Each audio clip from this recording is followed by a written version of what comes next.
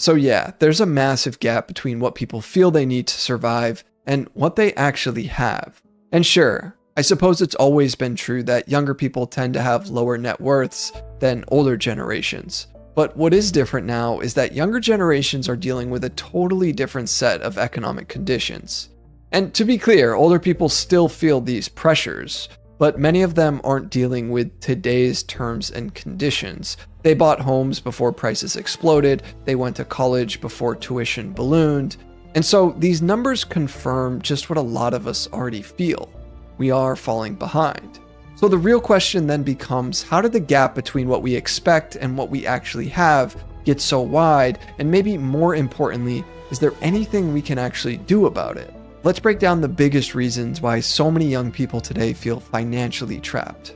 First, let's talk about wages in the US. For decades, both progressive and conservative economists have agreed that average real hourly wages, meaning wages adjusted for inflation, have barely moved since the 1970s. On paper, paychecks have gotten bigger, but inflation has eaten away at that buying power. So even if you're technically earning more, it often doesn't feel like it's going any further. Now, some conservative economists push back on using the 1970s as the starting point for this stat. They argue it's more accurate to track wage growth from the 1990s, when certain economic factors had stabilized. And to be fair, if you do that, wages have gone up since then. But here's why I disagree with that, and why it doesn't change the story. Even if wages have gone up since the 1990s, the cost of core essentials like housing, healthcare, and childcare have risen even faster. So most people don't feel any better off because their income still doesn't cover the basics.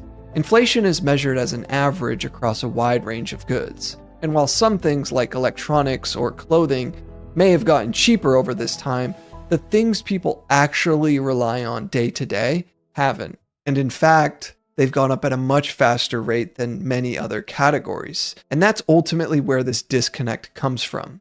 And this can be part of the larger problem with economic data. It's technically objective, but how it's framed can totally shift the narrative. Data can be accurate and still misleading depending on what you choose to emphasize. Now, the second of the main drivers here is housing. The median price of a home in the US is right around $417,000. This is out of reach for so many young Americans, unless they're getting down payment assistance from their parents.